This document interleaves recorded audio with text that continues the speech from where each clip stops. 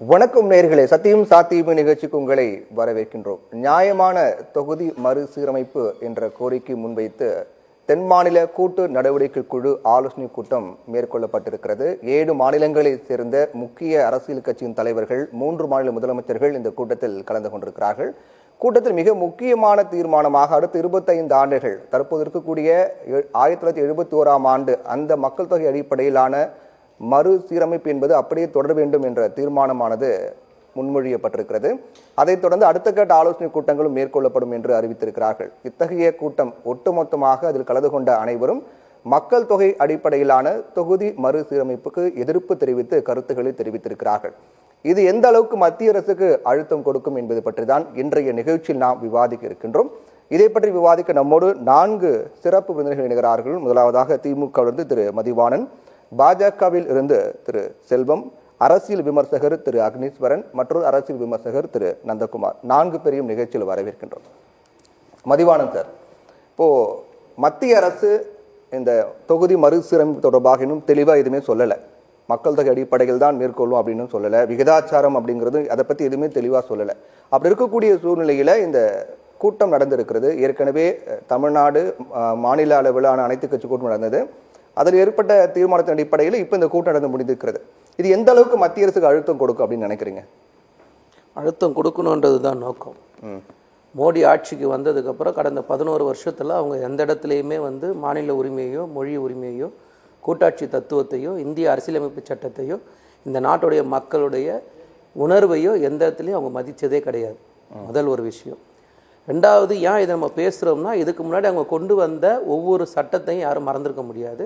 அது டீலிமிட்டேஷனாக இருக்கட்டும், டிமானிட்டேஷனாக இருக்கட்டும், இல்லைன்னா முத்தலாக்கு சட்டமாக இருக்கட்டும், சிஏஏ சட்டமாக இருக்கட்டும், என்ஆர்சி என்பிஆர் சட்டங்களாக இருக்கட்டும், இல்லை ஆர்டிகல் 370 திரும்ப பெற்றதாக இருக்கட்டும், இல்லை டெல்லி மாநில உரிமை பறிப்பு சட்டமாக இருக்கட்டும், இல்லை வேளாண் சட்டமாக இருக்கட்டும், இல்லை அக்னிபாத் திட்டமாக இருக்கட்டும், இல்லை இந்த மாதிரியான மக்கள் விரோத சட்டங்கள் எதையுமே யாரும் மறந்துருக்க மாட்டோம். இதை அவங்க யாரையும் கேட்டுட்டு கொண்டு வரல. நாக்பூர் ஹெட் ஆஃபீஸில் சொன்னாங்க, அவங்க அதுக்கு செஞ்சாங்க. அவ்வளோதானே தவிர வேற ஒன்றுமே பொதுவெளியில் ஒரு விவாதமாக நடத்தி அந்த விவாதத்தின் அடிப்படையில் அவங்க எந்த இடத்துலையுமே பண்ணதில்லை. ஏற்கனவே அவங்கள பொறுத்த வரைக்கும் ஒரே மதம், ஒரே மொழி, ஒரே இனம், ஒரே கடவுள், அந்த கட்டத்தில் ஒரே நாடு, ஒரே தேர்தலை கொண்டு போகிறாங்க. அதுக்கடுத்தது பொது சிவில் சட்டம் கொண்டு வரணும்னு பேசுகிறாங்க. இவங்ககிட்ட என்ன பிரச்சனைனா, அரசியலமைப்பு சட்டத்தை மதிக்காதோட விளைவு என்னன்னா, 144 எம்பிகளை சஸ்பெண்ட் பண்ணிட்டு எல்லாரையும் வெளியே அனுப்பிச்சிட்டு அவங்க இஷ்டத்துக்கு நாடாளுமன்றத்தில் அவங்க அந்த எண்ணிக்கை குறையாது அப்படின்னு சொல்லியிருக்காரு அமித்ஷா. அதாவது ஒருத்தரை பற்றி பேசும்போது அவங்களுடைய ட்ராக் ரிப்போர்ட்டே நம்ம பேசிட்டு பேசினாதான் இது சரியாக வரும். அப்படி 144 எம்பிகளை சஸ்பெண்ட் பண்ணிட்டு அதுக்கப்புறம் நிறைவேற்றப்பட்ட சட்டங்களை இங்கே யாரும் மறந்துருக்க மாட்டோம். முதல்ல இந்த டீலிமிட்டேஷன் அப்படின்ற இந்த இடத்துக்கு நம்ம வரும்போது 1951 7,30,000 வாக்காளர்கள் அடிப்படையில் 494 தொகுதிகள் இந்தியா முழுக்க இருக்கு. அதுக்கப்புறம் 1961 8,40,000 வாக்குகள் அடிப்படையில் 522 தொகுதிகளாக மாற்றப்படுது. அதன் பிறகு 1971 10,10,000 வாக்குகள் அடிப்படையில் 543 தொகுதிகள் உருவாக்கப்படுது. சரி. அதன் பிறகு மக்கள் தொகையின் அடிப்படையில் எல்லா மாநிலமும் சமச்சீராக வளரணுன்ற அடிப்படையில் இந்திரா காந்தி 1975 என்ன சொல்றாங்கன்னா, தொகுதி மறுவரைன்றது ஒரு 25 வருஷத்துக்கு தள்ளி வைக்கிறாங்க. தள்ளி வச்சுட்டு அதுக்கப்புறம் இது முடிவு எடுக்கலாம் அப்படின்னு ஒரு முடிவு எடுக்கலாம். 2001 முடியுது. அதுக்கு அடுத்தது 75 இருந்து 2001 வரும்போது வாஜ்பாய் அவர்கள் என்ன பண்றாருன்னா, இந்த 1975 என்ன பண்றாங்க, ஆர்டிகல் 42 திருத்துறாங்க. திருத்தி தான் 25 வருஷத்துக்கு தள்ளி போடுறாங்க. அதுக்கப்புறம் வாஜ்பாய் பீரியட்ல பண்றது ஆர்டிகல் 82 திருத்துறாங்க. அது எப்படின்னா, தொகுதி அப்படியே இருக்கும், எல்லைகள் மட்டும் மறுவரை பண்ற மாதிரி 82 திருத்துறாங்க. ஸோ இப்போ 82 திருத்தியாச்சு, 42 திருத்தியாச்சு. நீங்க விரும்பினாலும் விரும்பலினாலும் அடுத்த வருஷம் இது ஆட்டோமேட்டிக்கா காலாவதி ஆயிடும். ஆமா, முடியுது 26ல ஆட்டோமேட்டிக்கா ஆயிடும். ஆமா. அப்போ அடுத்த வருஷம் முடிய போகுதுன்னா, இப்ப இதை பத்தியான முடிவு என்ன, இந்த நாட்டுடைய பிரதமரை பத்தி பேசணும். நாங்க பேசல, அவர் தான் தேர்தல் பிரச்சாரத்தில் என்ன பேசினார், தெலுங்கானால இந்த மாதிரி மீண்டும் ஆட்சிக்கு வந்தாங்க, இந்த மாதிரி ஒரு தொகுதி குறையும் அப்படின்னு சொன்னார். குறையும்னா எப்படி குறையுன்றது இருக்குல்ல. சாதிவாரி கணக்கெடுப்பு வேணும்னு காங்கிரஸ் சொன்னாங்க. காங்கிரஸ் சொல்றாங்க சாதிவாரி கணக்கெடுப்பு எடுக்கப்பட்டு மக்கள் தொகை எடுக்கப்பட்டு அதன் அடிப்படையில் தொகுதி மறுசீரமைப்பு மேற்கொள்ள 100 மாநிலங்கள் 100 தொகுதி குறையும் அப்படிங்கிறாரு. அமித்ஷா சொல்றாரு தமிழ்நாட்டுக்கான எந்த ஒரு எண்ணிக்கையும் குறையாது அப்படிங்கிறாரு. அதான் எப்படி இப்போ பிரிச்சு ஆகணும் கரெக்டா, சட்டம் வந்து காலாவதி ஆகிப்போச்சு, 26 ஆயிடுது, எப்படி பிரிப்பீங்க? ஒரே லைன் தானே, ஒரு செகண்ட் தானே, சொல்லிட்டு போயிடுங்க, முடிஞ்சு போச்சு. குறையாதுன்னா எப்படி குறையாது, கூடாதுன்னா எப்படி கூடாது, அதை சொல்லுங்க. விகிதாச்சாரம்னா எந்த விகிதாச்சாரம்? இப்போ இருக்கிற 7.78% கொடுக்க போறீங்களா, இல்லைன்னா மக்கள் தொகை கணக்கெடுப்பு குறைக்க போறீங்களா? ஏதோ ஒரு வழிதான். ஒண்ணு இருக்கிறத அப்படியே கொடுத்துடணும், இல்ல நீங்களா ஒரு ரூல்ஸை மாத்தணும்.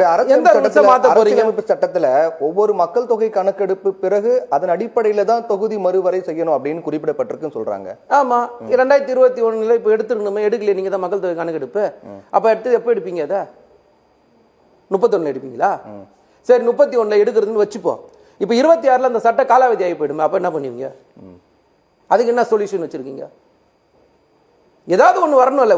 ஒரு இந்த நாட்டுடைய உள்துறை அமைச்சர், இந்த நாட்டுடைய பிரதமர் இதை பற்றி பேசுகிறாரு, உள்துறை அமைச்சர் இதை பற்றி பேசுகிறாரு. நாங்கள் எது எளிமையாக கேட்குறோம், இதை எந்த அடிப்படையில் பிரிக்க போகிறீங்க? இல்லை பிரிக்கவே போகிறது இல்லையா? பிரிக்கவே போகிறனா இன்னொரு 25 வருஷத்துக்கு திரும்பவும் நீங்கள் அதே 82 திருத்தியோ நீட்டிச்சு கொடுத்துருங்க. அப்படி இல்லைன்னா நாங்கள் பிரிக்க போகிறோன்னு முடிவு பண்ணிட்டீங்கன்னா எப்படி பிரிக்க போகிறோன்னு ஒரே லைனில், ஒரு லைன் தான் சார், அதிகமாக கிடையாது. எப்படி? ஆனால் இதை நீங்கள் ஏன் வேணும்னே இந்த வேலையை இது பண்ணிருக்கீங்க? நீங்கள் ஒரு கேள்வி கேட்குறீங்க, நான் பதில் சொல்கிறேன், கரெக்டுங்களா? அது மாதிரி நாங்கள் கேள்வி கேட்குறோம், நீங்கள் பதில் சொல்கிறோம், முடிஞ்சு போச்சு விஷயம். நீங்கள் இன்னைக்கு நான் என்ன கேட்குறேன்னா, கர்நாடகா துணை முதலமைச்சர் வராரு, தெலுங்கானா முதலமைச்சர் வராரு, பஞ்சாபுடைய முதலமைச்சர் வராரு, 7 மாநில கட்சிகளுடைய பிரதிநிதிகள் வராங்க. யார் வரமாட்டாங்கன்னு சொன்னீங்களோ அந்த ஜெகன்மோகன் ரெட்டி கடிதம் எழுதுறாரு பிரதமருக்கு. ஒடிசாவுடைய முன்னாள் முதலமைச்சர் இது சம்பந்தமா பேசுறாரு. இப்போ ஒட்டுமொத்த இந்தியாவிலுமே இந்த ஒரு கேள்வி இருக்குல்ல, இந்த நாட்டுடைய உள்துறை அமைச்சர் ஏதாவது ஒரு இடத்துல இதை பத்தி பேசிட்டா முடிஞ்சு போச்சு இல்ல? இன்னைக்கு பாஜக போராட்டம் பண்ணாங்க, கருப்பு கொடி என்ன போராட்டம் பண்ணாங்க. ஆனா அண்ணாமலை பிரஸ் மீட்ல பேசும்போது விகிதாச்சார அடிப்படையில் அது அப்படியே தொடரும், 7.17 தொடரும் அப்படின்னு சொல்லியிருக்காரு. என்ன அண்ணா அதையா அமித்ஷா சொல்ல மாட்டாரு? இந்த மாநிலத்துடைய மிகப்பெரிய சாபக்கேடு எது தெரியுமா? ஒரு உதாரணத்துக்கு சொல்றேன், எங்களுக்கு உடன்பாடு கிடையாது. மகாராஷ்டிராவுடைய அங்க இருக்கிற முதலமைச்சர் தேவேந்திர பட்னவிஸுக்கு இருக்கிற அந்த மாநில உணர்வு கூட இங்க இருக்கிற எந்த பாஜக தலைவருக்கும் இல்ல. அங்க இருக்க ஆர்எஸ்எஸ் ஒரு நிமிஷம் அங்க இருக்க ஒரு ஆர்எஸ்எஸ் தலைவர் சொல்றாரு மராட்டியம் முக்கியம் இல்ல அப்படின்னு பேசின அடுத்த நிமிஷமே பிஜேபி கட்சியை சேர்ந்த முதலமைச்சர் அவர் சொல்றாரு இங்க மராட்டியம் இருந்தா கட்டாயப்படன்னு சொல்லி பேசுறாரு. ஆனா இங்க இருக்கிற தமிழ்நாட்டில் இருக்கிற பாஜக தலைவர் எப்படின்னா, இருக்கிற இடத்துக்கு நம்ம ஊர்ல கிராமத்துல பழமொழி சொல்லுவாங்கல்ல, உண்டை வீட்டுக்கே ரெண்டகம் பண்றதுன்னு, அந்த மாதிரியான நபர்கள் தான் பிஜேபி இங்க இருக்கிற. அண்ணாமலை சொல்றாரு கேரளா கர்நாடகா பொறுத்த வரைக்கும் நமக்கு பல பிரச்சனைகள் இருக்கு, விவசாயிகள் பாதிக்கப்படக்கூடிய அணை பிரச்சனை எல்லாம் இருக்கு, மருத்துவ கழிவுகள் நம்ம எல்லைக்குள்ள கொண்டு வந்து கொட்டுறாங்க, அதனால அவங்களுக்கு நம்ம எதிர்ப்பு தெரிவிச்சுட்டு இருக்கோம், இங்க இருக்கிற மக்கள் பாதிக்கப்படுறாங்க, அப்ப மாநில உரிமைகள் பற்றி பேசாம இந்த தேவலாம அவ்வளவு கூட்டு வரீங்களே அப்படின்னு சொல்றாரு. இல்ல நான் தெரியாம கேட்கிறேன், ஒரு தேசிய கட்சியுடைய மாநில தலைவர் தானே, எத்தனை இடத்துல நீங்க வந்து ஒரு தேசிய கட்சியுடைய மாநில தலைவர் மாதிரி நடந்துகிட்டீங்க? இந்த மாநில கஷ்டப்படும் போது, வெள்ளத்துல பாதிக்கப்படும் போது கஷ்டப்பட்டு நிதி வாங்கி கொடுத்தீங்களா?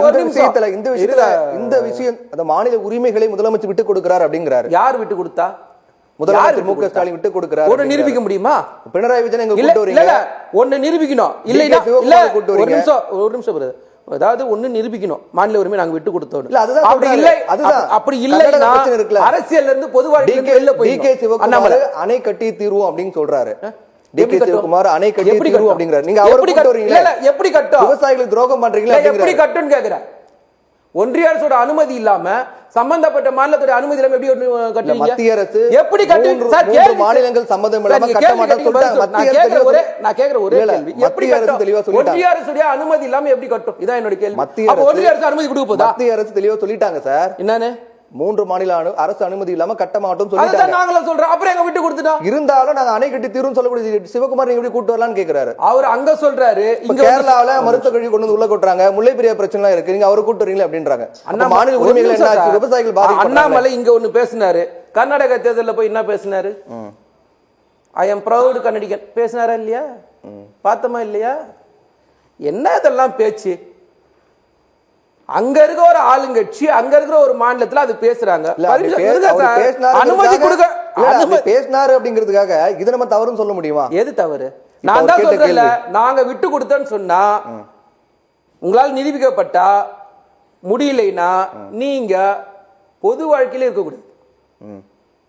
சும்மா பொத்தாம் போதெல்லாம் பேசிட்டு போக கூடாது. மைக் இருக்கு, கேமரா இருக்குலாம் பேசக்கூடாது.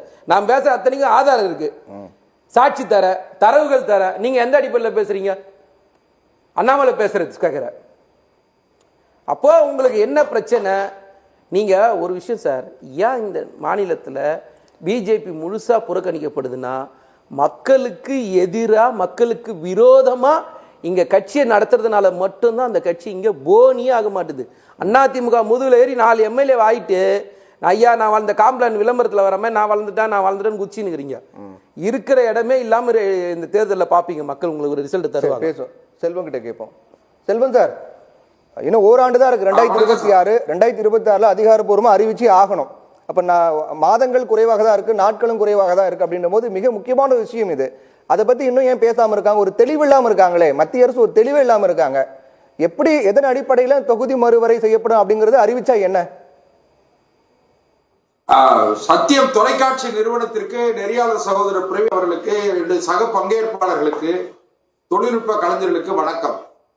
அதாவது என்னுடைய நண்பர் மதிவாணன் ரொம்ப பெரிய சாமர்த்தியமா என்னமோ அதான் டீலிமிட்டேஷனை பத்தி யார் சார் பேசியிருக்கா? நீங்க 2002 அடல் பிகாரி வாஜ்பாய் தலைமை அமைச்சராக, இந்தியாவினுடைய தலைமை அமைச்சராக இருக்கும்போது அன்றைக்கு திமுக மத்திய அமைச்சரவையில் பங்கெடுத்திருந்தது. அன்னைக்கு 2021 கிடையாது, 2002 அது டீலிமிட்டேஷனை 25 ஆண்டுகளுக்கு கால நீட்டிப்பு செஞ்சிருந்தாங்க. 2026 கடைசியில இந்த டீலிமிட்டேஷனை பத்தி பேசணும். அன்னைக்கு கேட்டீங்கன்னா யார் பண்ணணும்? மத்திய அரசாங்கம் பண்ணணும். நாங்க அதுக்கு பிறகு டீலிமிட்டேஷன் கமிட்டி போடணும், டீலிமிட்டேஷன் கமிட்டி ரிப்போர்ட் வரணும், அதுக்கு பிறகு பார்லிமெண்ட்ல டிஸ்கஸ் பண்ணி அதுக்கு பிறகுதான் மறுசீராய்வு, தொகுதி மறுசீராய்வு பத்தி பேசணும். இப்ப பேச வேண்டிய அவசியம் இல்லை. இவங்க போகாத ஊருக்கு வழி தேடுறது, இல்லாத விஷயங்களுக்கெல்லாம் கற்பனையாக உருவம் கொடுத்து இவங்க பேசுறாங்க. நான் ஒண்ணே ஒண்ணு சொல்றேன், பத்தி சார், இன்னைக்கு 7 மாநிலம் ஒண்ணு சேர்ந்திருக்காங்கல்ல, இந்தியாவோட மிக முக்கியமான மாநிலங்கள் 7 பேர் ஒண்ணு சேர்ந்திருக்காங்கல்ல, அப்ப சொல்லி ஆகணும்ல. அமைதியா இருங்க சார், கொஞ்சம் நீங்க அவங்களுக்கு வாய்ப்பு கொடுத்தீங்க, எனக்கு கொஞ்சம் வாய்ப்பு கொடுங்க. அதாவது 7 மாநிலம் இல்ல, இந்தியாவுல 28 மாநிலங்களும் 8 யூனியன் பிரதேசங்களும் மொத்தம் 36 இருக்கு. 36 மாநிலங்களை உள்ளடக்கிய இந்தியாவுல ஒரு 7 பேர் வந்திருக்காங்க. இன்னைக்கு மம்தா பானர்ஜி வரல, அதை கவனிங்க. இந்தியாவுடைய 3வது பெரிய கட்சியாக இருக்கிற மம்தா பானர்ஜி இந்த கூட்டத்துல கலந்துக்கிடல. அதை நீங்க முதல்ல குறிப்பா கவனத்துல வச்சுக்கிடுங்க. ஏன்னு கேட்டீங்கன்னா, திமுக நடத்தக்கூடிய பித்தராட்டுத்தனங்களுக்கு, பொய் பிரச்சாரத்திற்கு, இன்னும் சொல்ல போனீங்கன்னா, சரிங்க, மம்தா பானர்ஜி கலந்துக்கல. அப்ப 3 மாநில முதலமைச்சர்கள் இருந்திருக்காங்க, 20க்கும் மேற்பட்ட கட்சியினுடைய தலைவர்கள் இருந்திருக்காங்க, 7 மாநிலங்கள் ஒண்ணு சேர்ந்திருக்காங்க. அப்ப 7 மாநிலங்கள் அப்படின்னா உங்களுக்கு சாதாரணமா போச்சா சார்? ஒரே ஒரு விஷயம் சொல்லட்டுமா? 7 மாநிலங்கள்ல யார் சார்? 4 முதலமைச்சர், தமிழ்நாடு முதலமைச்சர் சேர்த்து 4 முதலமைச்சர் இருந்திருக்காங்க. ஒண்ணே நான் ஒரே ஒரு விஷயம் சார், சாதாரணமா சொல்றீங்க. ஏற்கனவே தென்னிந்தியா புறக்கணிக்கப்படுது அப்படின்னு சொல்றதுக்கு இது சரியான விஷயம் மாதிரி தான் இருக்கு. நீங்க சொல்றதும் அவங்க சொல்றதும் சரி மாதிரி தான் இருக்கு. இல்ல பஞ்சாப் முதலமைச்சர் கலந்திருக்காருங்கிறதையும் கவனிச்சுக்கிடுங்க. பஞ்சாப் முதலமைச்சர் யாருன்னு கேட்டீங்கன்னா, ஆம் ஆத்மி கட்சி. அந்த சாராய வழக்குல சிறைக்கு சென்ற ஆம் ஆத்மி தலைவர் யாரு? அரவிந்த் கெஜ்ரிவால் கட்சியை சார்ந்தவர் வந்திருக்காரு. இன்னைக்கு நான் பத்திரமா சொல்றேன், சகோதரர் மதிவானுக்கு சொல்றேன், நீங்க இல்லாத ஒண்ண திசை திருப்பதற்கு நாடகம் ஆடுறீங்க. மாநில உரிமை என்ன? மாநில உரிமை பறிச்சுட்டாங்க உங்களுக்கு. நீங்க கச்சத்தீவை காலை வார்த்து கல்வியை மத்திய பட்டியலே, மாநில பட்டியல இருந்து மத்திய பட்டியலுக்கு கொடுத்து எல்லா உரிமைகளையும் விட்டு கொடுத்தது திமுக. இன்றைக்கு அண்ணா செல்வண்ணா, அண்ணா பதில் சொல்லட்டுமா? அண்ணா பதில் சொல்லட்டுமா? குறுக்க வரல, பதில் சொல்லட்டா? குறுக்க வரல, நான் உங்க நேரத்துல குறுக்க வரல, பதில் சொல்லுங்க. கேள்வி கேட்கும்போது நீங்க வேண்டாம் சார், உங்க பாயிண்ட் பேசும்போது பதில் சொல்லணும்டா. இல்ல சார், சொல்லுவாங்க சார், உங்க பதில சொல்லுங்க சார், சொல்லுங்க. நீங்க அமைதியா இருங்க சார். பதட்டப்படுறீங்க, ஏன் பதட்டப்படுறீங்க? பதட்டப்பட வேண்டாம். நான் எவ்வளவு சிரிச்சுக்கிட்டு இருக்கேன் பாருண்ணா, பதில் சொல்ல உண்ணாத. இல்ல திமுக வாய்ப்பு கொடுத்தா பதில் சொல்லுங்க. அவர் இல்ல, இல்ல, சொல்லி முடிக்கட்டும். நீங்க திமுகவுக்கு பதில் எப்பவுமே சொல்லுங்க, வேலை நோட் பண்ணி என்னன்னு வச்சுக்கோங்க, கேட்டா, சொல்லி முடிக்கட்டும். திமுகவுக்கு வேலை எப்பவுமே என்ன கேட்டீங்கன்னா மடைமாற்றம் செய்வது, திசை திருப்புவது, இதுதான் இவங்களுக்கு வேலை. என்ன கேட்டீங்கன்னா இன்னும் அதிகபட்சம் ஒரு 2 மாசத்துக்குள்ள திமுக மிகப்பெரிய சட்ட சிக்கலை சந்திக்க போகிறது.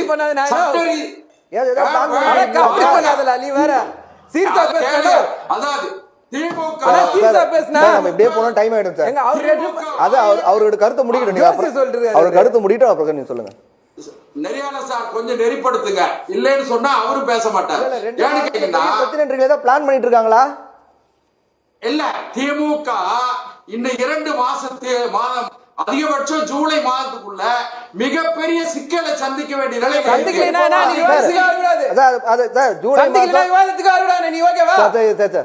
ஜூலை மாசம் ஜூலை மாசம் என்ன நடக்குது பொறுத்து பார்க்கலாம். டைவர்ட் பண்ணி போக வேண்டாம். 2026ல தொகுதி மறுசீரமைப்பு செய்யணும் இல்லையா?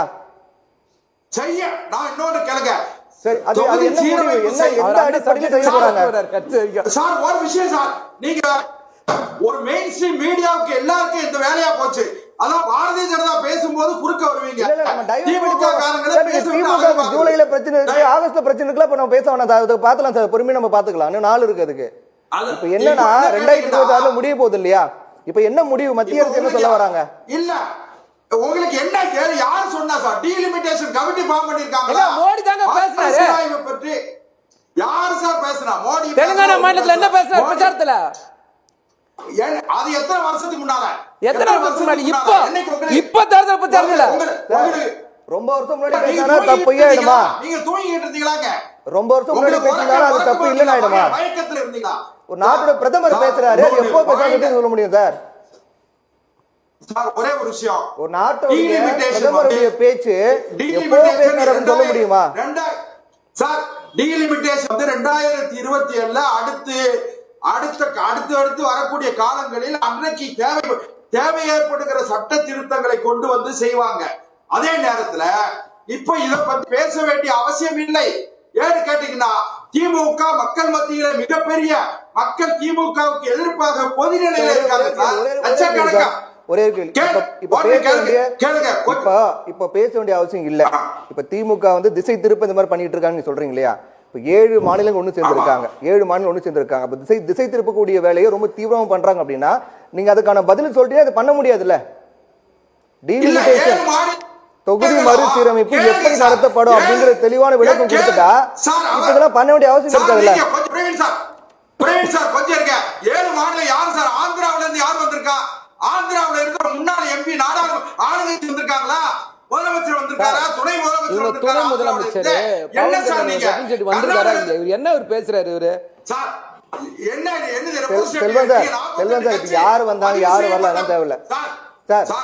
திமுக திசை திருப்புறாங்க சொல்றீங்க இல்லையா? அனைத்து கட்சி கூட்டம் ஒன்று நடத்துறீங்களே, திமுக திசை திருப்புறாங்களா இல்லையா? திமுக மிகப்பெரிய நாடகத்தை நடத்துகிறது. இதை மக்கள் நம்ப பதில் சொல்றீங்களே. இல்ல பதில சொல்லிட்டீங்கன்னா நீங்க பதில சொல்லிட்டீங்கன்னா நாடு நடத்த மாட்டாங்கல்ல. டீலிமிட்டேஷன்ல தமிழகத்திற்கு நாடாளுமன்ற உறுப்பினர்கள் டீலிமிட்டேஷன் வரும்போது நாடாளுமன்ற உறுப்பினர் எண்ணிக்கை 63 ஆகும். 39ல இருந்து 38 அமித்ஷா சொல்லிட்டா முடிஞ்சிச்சுனா சரி ஓகே. நீங்க என்ன சார்? நீங்க யாரு? நாங்க கேட்காம யார் கேப்பா? அண்ணா செல்வண்ணா, நாங்க கேட்காம யார் கேப்பா? நாங்க கேட்காம யார் கேப்பா? நீங்க கேட்க வேண்டாங்க. நாங்க தான் கேட்போம். கேட்க கூடாது நீங்க யாரு? கேட்க கூடாது சொல்லுங்க நீங்க யாரு? நாங்க கேட்போம். பதில் சொல்ல வேண்டியது உங்க கடமை. புரியுதா? பதில் சொல்லணும்னா பதில் விட்டு ரிசைன் பண்ணிட்டு போங்க. ராஜினாமா செஞ்சுட்டு போங்க. உள்துறை அமைச்சரா இருந்து பதில் சொல்ல முடியலனா ராஜினாமா செஞ்சுட்டு போங்க. முடிஞ்சு போச்சு. நான் கேக்குறேன் செல்வன் சார் ஒரே நீங்க யாரு கேக்குறீங்க? செல்வன் சார் ஒரு நாங்க தான் கேட்போம். சார் நீங்க டிக்டேட் பண்ண வேண்டியதில்ல, நீங்க क्वेश्चन பண்றீங்கல, நாங்க பதில் சொல்ல வேண்டியதில்ல. அப்புறம் யார் பதில் சொல்லுவீங்க? மக்களால் தேர்ந்தெடுக்கப்பட்டிருக்கோம். இந்த நாட்டுடைய முதலமைச்சர் 40 எம்பி கொடுத்திருக்காங்க. புரியுதா? உங்களுக்கு மக்கள் புறக்கணிச்சிருக்காங்க. ஒரு சீட்டு ஜெயிக்க துப்பு இல்ல உங்களுக்கு. தமிழ்நாட்டுல ஒரு சீட்டு ஜெயிக்க முடியுமா? வாங்கியிருக்கோம். ஒரே ஒரு சீட்டு ஜெயிக்க துப்பு இல்ல. 80 லட்சம் வெறும் ஆயுதத்தால போய் வித்தலாட்டா. நீங்க திமுக அந்த அதான் பதில் சொல்ல முடியல உங்களுக்கு. ஒண்ணே ஒண்ணு கேளுங்க. கேள்விக்கு பதில் சொன்னா சப்ஜெக்ட் உள்ள வானா இவ்வளவுதான் பதில் சொல்ல விடுங்க சார். உங்க எம்பிக்கு பதில் சொல்லிட்டு இருங்க. எம்பிக்கு எல்லாம் போய் டெல்லில எம்பிக்கு எல்லாம் என்ன செய்றாங்க சார்? தமிழ்நாட்டு எம்பிக்கு டெல்லி போய் கேண்டீன்ல டீ சாப்பிட்டுட்டு இருக்காங்களா? பாத்தீங்கல்ல, அமித்ஷா மன்னிப்பு கேட்டாரு. அமித்ஷா நேத்து என்ன பேச ஞாபகம் இருக்கா? அமித்ஷா மன்னிப்பு கேட்கல. அமித்ஷா நேத்து சொன்னாரு, இனிமேல் மாநில மொழிகளில் கடிதங்கள் அனுப்பப்படும். 16 வருஷத்துல என்ன பண்ணிருந்தீங்க? இப்பதான் அமித்ஷா தெரியுதா? அதான் செஞ்சிருக்காரு. 100 தடவை மன்னிப்பு கேட்டாரு. உங்க கல்வி அமைச்சர் 100 தடவை மன்னிப்பு கேட்டாரு. ஒரு தடவை இல்ல, 100 தடவை. ஒரு நிமிஷம் சார், ஒரு நிமிஷம் மத்தவங்க பேசணும் சார். ஒரு நிமிஷம் சார் சார், உங்களை கிட்ட கருத்தா இருக்கட்டும். நம்ம தொடர்ந்து பேசலாம். தமிழ்நாட்டு மக்களை ஏமாற்றிக் கொண்டு நம்ம என்ன தலைப்பு கொண்டு சம்பந்தம்லாம் போயிட்டு இருக்கோம் சார். நம்ம என்ன தலைப்பு கொண்டு வந்து சம்பந்தம்லாம் போயிட்டு இருக்கோம். செல்வம் நம்ம தொடர்ந்து பேசலாம். தொடர்ந்து பேசலாம். அக்னீஸ்வரன் சார், ஏற்கனவே மாநில அளவில் அனைத்து கட்சி கூட்டம் நடத்தினாங்க. அப்போ அதிமுக கலந்துக்கிட்டாங்க. அந்த கூட்டம் அப்படி நாடகம், அது சரியில்லை அப்படிங்கிற மாதிரி ஜெயக்குமார் நிறைய விமர்சனங்கள்லாம் முன் வச்சிருந்தாரு. இப்போ என்ன அவசரம்னு அவர் கேட்டிருந்தார். அடுத்த வருஷம் தான் இந்த தொடர்பாக முடிய போகுது, இது அதுக்குள்ள என்ன அவசரம் அப்படின்னு கேட்டிருந்தார். ஒரு தெளிவு இல்லாமல் நடந்த கூட்டம் அப்படின்னு சொன்னார். இப்போ இந்த 7 மாநிலங்கள் ஒன்று சேர்ந்திருக்காங்க. ஒன்று சேர்ந்து நடத்தப்பட்ட அந்த ஆலோசனை கூட்டம் இது எப்படி இருக்குன்னு பாக்குறீங்க? இது அழுத்தம் கொடுக்குமா சார்? இந்த தொகுதி மறுவரை சீரமைப்பு இதில் இவங்க என்ன நினைக்கிறாங்கன்னா, தமிழ்நாட்டை பொறுத்தளவில் திமுக ஆட்சியில் இருக்கிற போது இவங்க மத்தியிலிருந்து இது சம்பந்தமாக இந்த தொகுதியை நாங்கள் இந்தந்த இதில் நாங்கள் பண்ண போகிறோம், அதிகரிக்க போகிறோம் அல்லது குறைக்க போகிறோம் அப்படின்னு சொல்லி எந்த விதமான மத்திய அரசிலிருந்து மாநில அரசுக்கு எந்த விதமான அரசு கோப்புகளோ தாக்கீதுகளோ வரல. சரி, ஆனால் வராமல் இருக்கிற போது ஏற்கனவே கடந்த கால வரலாறுகளின் அடிப்படையில் மத்திய அரசினுடைய ஆவணங்களின் அடிப்படையில் 26ல் இவங்க இது மாதிரி தெரியாம இந்த வேலையை செஞ்சிருவாங்க, அதுக்கு நாம் முன்கூட்டியே இது ஆயத்த பணியில் நாம் ஈடுபட்டால் தான் தமிழ்நாட்டிலுடைய எண்ணிக்கை குறைக்கப்படாது அப்படின்ற ஒரு தருணத்துல தான் திமுக இந்த இதை எடுக்கிறாங்க. ஓகே, இது தமிழ்நாட்டிற்கு நன்மை பயக்கும் தான். ஆனா இதுல ஏற்கனவே 2021ல் மக்கள் தொகை கணக்கெடுப்பு எடுக்கல. சரி, 2011 அடிப்படையில் மக்கள் தொகை கணக்கெடுப்பு எடுத்ததுல 7,21,00,000 தமிழ்நாட்டில் மக்கள் தொகை. சரி, அதுக்கு பிறகு 2025ல் இதுவரைக்கும் நமக்கு எவ்வளவு பேருன்னே தெரியல. தெரியாமல் தான் மத்திய அரசும் பணத்தை ஒதுக்குறேன்றது, மாநில அரசும் பணத்தை ஒதுக்கி இருக்கும் இந்த திட்டத்துக்குன்னு. ஆக அது நமக்கு தெரியல. ஆனா இங்க 5.18% இருந்தா நமக்கு இந்த பாண்டிச்சேரி சேர்த்து 40 நாடாளுமன்ற தொகுதிகள் குறைக்கப்படும். அதனால இந்த 7.18% இருந்தா நமக்கு 63 வரும்ன்றாங்கல்ல, இது ரெண்டுமே பொய். 63 வரும் என்பது எதன் அடிப்படையில்? மக்கள் தொகை அடிப்படையிலையா அல்லது 71 அடிப்படையிலையா? விகிதாச்சார அடிப்படை. அந்த விகிதாச்சாரம் என்பது எந்த ஆண்டு விகிதாச்சாரம்? 71. அப்ப 71னா 2021ல இன்னைக்கு இருக்கிறத ஏற்கனவே தொகுதியெல்லாம் இப்ப எல்லைகளை கூடி குறைச்சாங்கல்ல, அப்ப அதை ஏத்துக்கிட்டீங்களே, ஏன் ஏத்துக்கிட்டீங்க?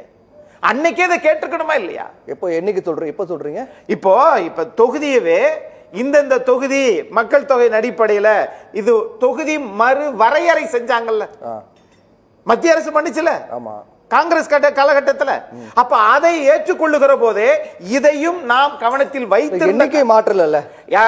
அதேதான், அதைத்தான் இப்ப சொல்றேன். இப்ப எண்ணிக்கை மாற்றலனா மத்திய அரசு ஒரு நிலைப்பாடு எடுக்குது. எப்படின்னா, இல்ல மக்கள் தொகை குறைஞ்சு போச்சு, ஏங்க இப்ப மத்திய அரசு சொல்றத மாநில அரசு செஞ்சா மக்கள் தொகையின் அடிப்படையில் உங்களுக்கு பிரதிநிதித்துவம் குறையும்டா, இனிமேல் எந்த மாநில அரசும் மத்திய அரசு சொல்றத செய்யாது. அதான அர்த்தம். அதுக்கு அதான அர்த்தம். அப்போ நீங்க குடும்ப கட்டுப்பாடு, நீங்க மக்கள் தொகை குறைக்கணும்னு சொல்லி வட மாநிலங்கள் செய்யாத ஒன்றை தென் மாநிலங்கள் செஞ்சதனால இன்னைக்கு தென் மாநிலங்கள் தான் அதிக சரக்கு மற்றும் சேவை வரி கொடுக்குது. தென் மாநிலங்கள் தான் அதிக கண்டுபிடிப்பையும் மக்கள் தொகையில வந்து உற்பத்தி குறைஞ்சா கூட நாட்டினுடைய உற்பத்தியை அதிகப்படுத்திருக்கிறாங்க எல்லா பொருட்களிலும். சரி, அப்படி இருக்கிற போது இங்க இவங்க நினைச்சது, இந்திய நாட்டினுடைய மாண்புமிகு உள்துறை அமைச்சர் சொல்றார், இல்ல நாங்க இதை பண்ண மாட்டோம். ஆனா இத நாடாளுமன்றத்தில் நீங்க சொல்லுவீங்களா? எழுத்துப்பூர்வமாக அதுதான் தேவை. அதுக்கு ஒருவேளை நீங்க 63 கொடுக்கிறோம்னா எல்லா மாநிலங்களும் ஏத்துக்கிறோம், கூடுனா ஏத்துக்கிறோம், குறைஞ்சா ஏத்துக்கிறாது. ஆனா ரெண்டுமே தவறு. மக்கள் தொகை கணக்கெடுப்பு எடுக்காத ஒரு மத்திய அரசாங்கம், அதே மாதிரி இவங்க மாநிலத்தில் நம்மை விட பின்தங்கிய பீகார் மாநிலம் வந்து சாதிவாரி கணக்கெடுப்பு எடுத்துருச்சு, சரி, தெலுங்கானா எடுத்துருச்சு. அல்ல இவங்க மாநில அரசு ஏன் அதை எடுக்கல? உடனே நாங்க எடுக்க முடியாது சென்சஸ் மத்திய அரசு அப்படின்னா சர்வே ஏன் எடுக்கல? அப்ப அதையும் எடுக்க மாட்டோம் அப்படின்னா நம்மளுடைய தகவல் இந்த சர்வே எடுத்து கூட இந்த 40 நாடாளுமன்ற உறுப்பினர்கள் நாடாளுமன்றத்தில் சொல்லி எங்கள் மக்கள் தொகை குறையவில்லை, இத்தனை ஆண்டுகளாக நீங்கள் எடுக்காததை நாங்க எடுத்துட்டோம் என்று புள்ளி விவர கணக்கை மாநில அரசு கொடுக்கணும். இன்னொரு விஷயம், இந்த 25 ஆண்டுகள் அவர்கள் நீட்டிக்கிறார்களோ நீட்டிக்கவில்லையோ, தமிழ்நாட்டுடைய மக்கள் தொகையை உயர்த்துவதற்கு அரசாங்கம் திட்டமிட வேண்டும். ஏன்னா நாளைக்கு இந்த அரசாங்கம் இல்ல, இன்னைக்கு பாஜக இருக்கு, நாளைக்கு ஆம் ஆத்மி வரும், அல்லது மாநில கட்சி ஏதாவது ஒண்ணு வரும். அப்படி மாநில கட்சி அங்க வந்துருச்சுன்னா இன்னும் குறைச்சா அப்ப மாநிலங்கள் இல்லாத நிலைக்கு ஏற்படும். ஆகையினால இவங்க நினைக்கிறது நடக்க கூடாது. இது மாநில உரிமைகளை ஏற்கனவே நீங்க கல்வி இன்ன வரைக்கும் நம்ம மாநில பட்டியல் கொண்டு வர முடியல. அதனாலதான் நீட்டுக்கு இந்த சிக்கல் இருக்குது. அப்ப ஒவ்வொரு விஷயமும் ஜிஎஸ்டி இதே மாதிரி தான், எல்லாமே இங்க இருந்து நம்மை நான் கேட்கிறேன், நீங்க தொகுதி மறுவரையில 8 நாடாளுமன்ற உறுப்பினர் குறையும் அப்படின்னா அப்ப எங்களுக்கு அதுக்கேற்ற மாதிரி ஜிஎஸ்டியை குறைச்சிருவீங்களா? குறைப்பீங்களா மாட்டீங்களா? அண்ணன் தூத்துக்குடி செல்வம் இதுக்கு பதில் சொல்வாரா? இது ஒண்ணு.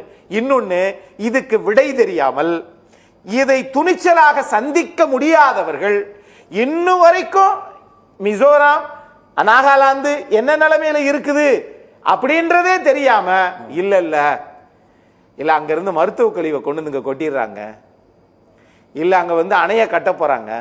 சரி, திரு PR சிவகுமார் துணை முதலமைச்சர் கூப்பிடாம பசாவராஜ் 1000 கோடி ஒதுக்குனாரு கர்நாடகாவுக்கு அணை கட்டுவோம்னு, அவரை கூட்டி வருமா?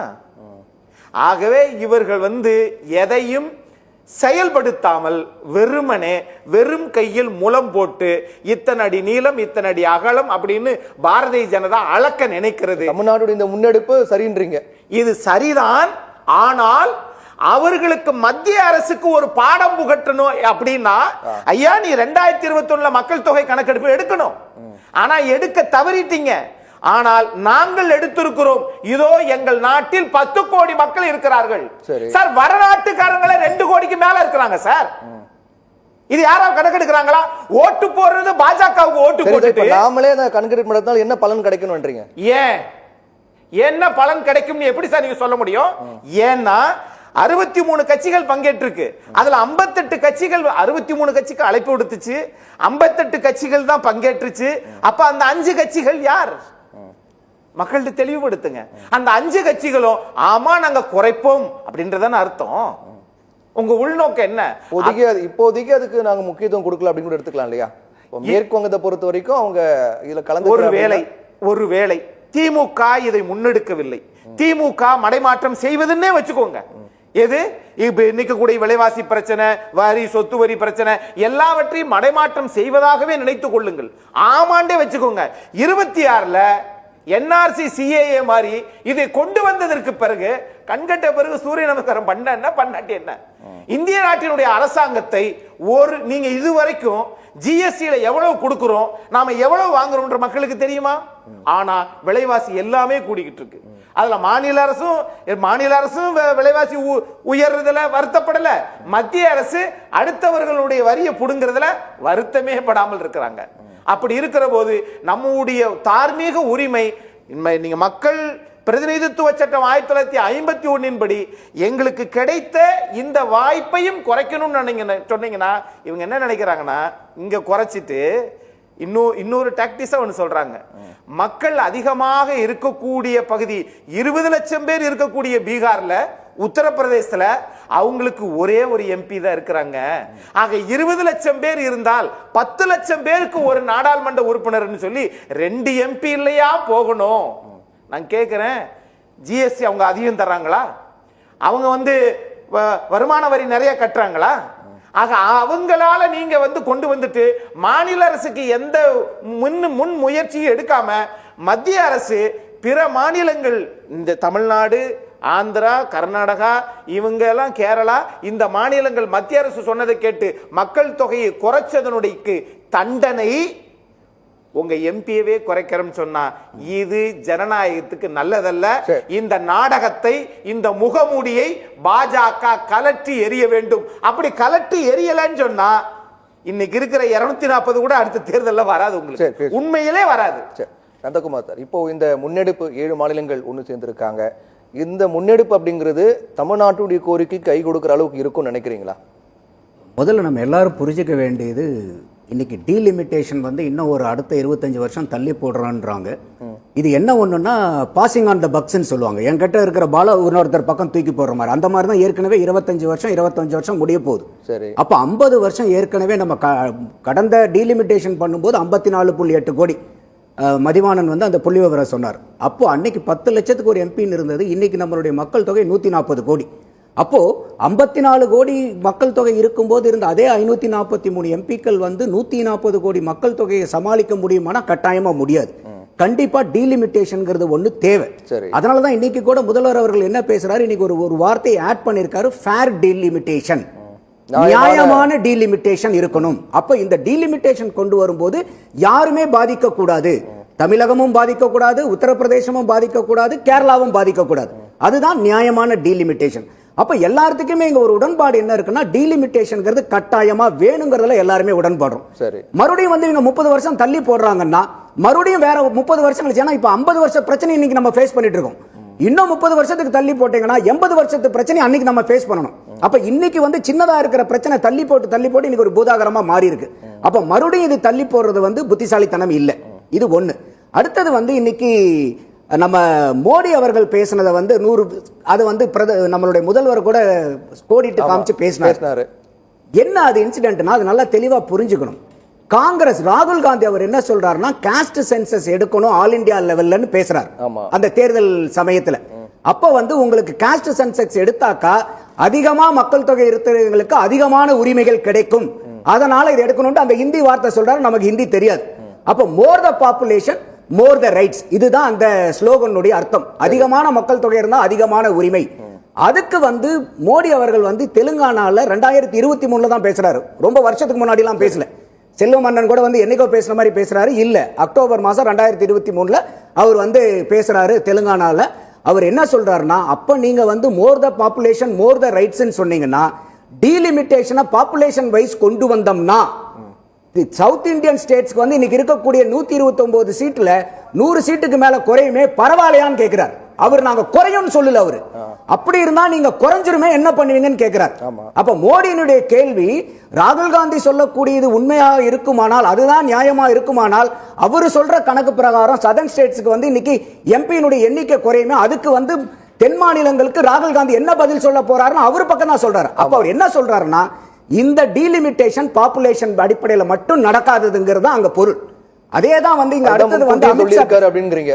மோடி பேசியிருக்காரு. நீங்க முழு பேச்ச கேட்கணும். நீங்க இது ஆர்டிகலாவும் வந்திருக்கு. நமக்கு ஹிந்தி தெரியல நடக்காது அப்படிங்கறதுல மத்திய அரசு முடிவா இருக்காங்கன்னு சொல்றீங்க. ஆமா, அதத்தான் இங்க ஏன் தெளிவுபடுத்துங்கிறதா அதான் சொல்ல வரேன். இப்ப அடுத்தது அமித்ஷா நம்மளுடைய முதலமைச்சர் எழுப்பக்கூடிய இந்த சந்தேகம் நியாயமான சந்தேகம். ஏன்னா நம்ம இவரு நம்ம அக்னி கேட்ட மாதிரி கண் கட்டதுக்கு அப்புறம் சூரிய நமஸ்காரம் பண்ணி பிரயோஜனம் இல்லை. அப்ப நமக்கு ஒரு பயம் இருக்கு, குறைஞ்சிட்டா என்ன பண்றதுன்னு அந்த கேள்வி எழுப்புறதுல நியாயம் இருக்கு. அவர் அந்த மாதிரி எழுப்பின உடனே அடுத்த நாள் அமித்ஷா கோயம்புத்தூர் மீட்டிங்ல பேசுறாரு, ப்ரோரேட்டா பேசிஸ்ல தான் இது செய்யப்படும் அப்படிங்கிறார். அப்ப அந்த ப்ரோரேட்டானாவே என்ன அர்த்தம்? ப்ரோரேட்டாங்கிறது லேட்டின் வார்த்தை. அதுக்கு ஆங்கில சொல் என்னன்னா இன் ப்ரொபோர்ஷன். அப்ப இன்னைக்கு இருக்கக்கூடிய ப்ரொபோர்ஷன் நம்மளுது என்ன? 39 எம்பி 543, ஒட்டு மொத்தமா 39 வகுத்தல் 543னா 7.18%. அப்ப நீங்க எத்தனை சீட் அதிகம் பண்ணீங்களாலும் ப்ரோரேட்டானா இதே 7.18% அப்ளிகபிள் ஆகுங்கிறது தான் அர்த்தம். அப்போ எல்லாத்திலுமே இதுக்கு ஒரு கிளாரிட்டி இருக்கு. இப்போ இந்த இடத்துல அரசியலும் இருக்கு. என்ன அரசியல் இருக்கு அப்படின்னாக்கா, இன்னைக்கு இந்த கார்னேகி என்டோமென்ட்னுடைய ரிப்போர்ட்டை வச்சு தான் இன்னைக்கு நம்ம பேசுறோம். வேற எந்த ரிப்போர்ட்டும் இல்லை. கார்னேகி என்டோமென்ட் ரிப்போர்ட். இந்த ரிப்போர்ட் என்னைக்கு பப்ளிஷ் பண்ணாங்கன்னு தெரியுமா உங்களுக்கு? 6 வருஷத்துக்கு முன்னாடி 14 மார்ச் 2019 வந்த ரிப்போர்ட் இது. அப்ப 6 வருஷம் கழிச்சு இன்னைக்கு இந்த ரிப்போர்ட்டை எடுத்து நம்ம பண்றதுல அரசியல் இல்லைன்னு நம்ம எப்படி சொல்ல முடியும்? அப்ப இந்த ரிப்போர்ட் 6 வருஷமா நீங்க பாத்துக்கிட்டு என்ன பண்ணீங்க? அப்போ இன்னைக்கு எந்த இடத்துலயாவது அவங்க ஒரு சினாரியோ கொடுத்திருக்காங்க. இன்னைக்கு இருக்கக்கூடிய மக்கள் தொகை 2011 அடிப்படையில் பண்ணுனா எவ்வளவு வந்து தமிழ்நாட்டுக்கு அதிகமான சீட்டுகள் இருக்கு. இதே வந்து 2026 மக்கள் தொகைக்கு ப்ரொபோர்ஷனேட்டா நான் இழுத்து விட்டேன்னா எக்ஸல்ல வச்சு அப்ப எனக்கு எவ்வளவு வரும், அந்த கணக்குல இன்னைக்கு 8 சீட்டு வந்து தமிழ்நாட்டுக்கு அதிகமா இருக்குங்கிற ஒரு சினாரியோ பிளானிங் சொல்லியிருக்காங்க. அப்ப 8ங்கிறது இன்னைக்கு என்னைக்குமே நமக்கு குறையாது. என்ன காரணம்னா இன்னைக்கு தமிழ்நாட்டுக்கு 1971 இருந்த மக்கள் தொகையை விட இன்னைக்கு 2026 மக்கள் தொகை கூடி இருக்கா குறைஞ்சிருக்கா? மக்கள் தொகை தமிழ்நாட்டில் கூடி இருக்கா குறைஞ்சிருக்கா? அப்புறம் எப்படி இன்னைக்கு எம்பி சீட் குறையும்? குறையறதுக்கு வாய்ப்பே கிடையாது. மக்கள் தொகை எவ்வளவு சொல்லுங்க? 26ல கூடி இருக்குன்றாரு. எவ்வளவு கூடி இருக்கு சார்? அதான் சொல்ல வரேன். நீங்க அனுமதிக்கணும். நீங்க பேசும்போது நீங்க குடிக்கல. நீங்க சொல்ற எல்லாத்துக்கும் நான் பதில் சொல்றேன். நீங்க எவ்வளவு கூடி இருக்குன்னு சொல்லுங்க சார். ஒரு நிமிஷம் வெயிட் பண்ணுங்க சார். எவ்வளவுன்னு சொல்லுங்க. அப்போ இன்னைக்கு தொகை எவ்வளவு நீங்க கொஞ்சம் அமைதிப்படுத்தீங்கன்னா நல்லா இருக்கும். ஏங்க 2026ல கூடி இருக்குன்றாரு சார். நான் கூடி இருக்குன்னு சொல்லல. என்ன சொன்னனே புரிஞ்சுக்காம பேசுறீங்க. நீங்க வாங்க இப்ப 2011 தான் டேட்டா இருக்கு. பேசுங்க. 2026 பண்றாங்க அவங்க. எவ்வளவு? 2026ல எக்ஸ்ட்ரா பண்றாங்க. நீங்க பாருங்க ரிப்போர்ட் படிங்க. புரிஞ்சு பேசுங்க. ரிப்போர்ட் படிங்க. ரிப்போர்ட் படிங்க. நீங்க படிச்சு சொல்லுங்க. நீங்க மத்த படிச்ச மேதாவி படிச்சு சொல்லுங்க.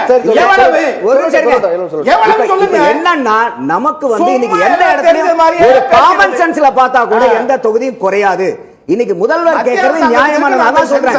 இன்னைக்கு நமக்கு எந்த இடத்துலயும் ஒரு தமிழ்நாட்டினுடைய விகிதாச்சாரம் அடிப்படை என்னைக்கும் குறையக்கூடாது. அதுல எந்த மாற்று கருத்து கிடையாது. அப்போ இதுல ஒரு நிமிஷம் இருங்க. நீங்க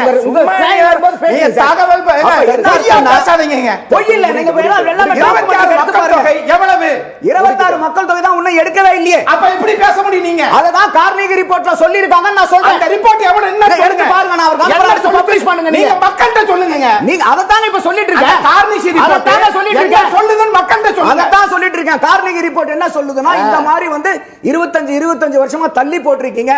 இது வந்து நீங்க ஒவ்வொருத்தரும் தள்ளி போட்டுட்டு இருக்கீங்க. இது இந்தியாவுக்கு ஒரு பெரிய பிரச்சனையா வரும். ஏற்கனவே இந்த மாதிரி பல பிரச்சனைகள் இருக்கு. மக்கள் தொகை அடிப்படையில் சரியான விகிதாச்சாரத்தில் வந்து அவங்க எடுக்கலன்ட்டு. ஆனா இதுக்கு வந்து அவங்க சொல்யூஷனும் கொடுக்குறாங்க.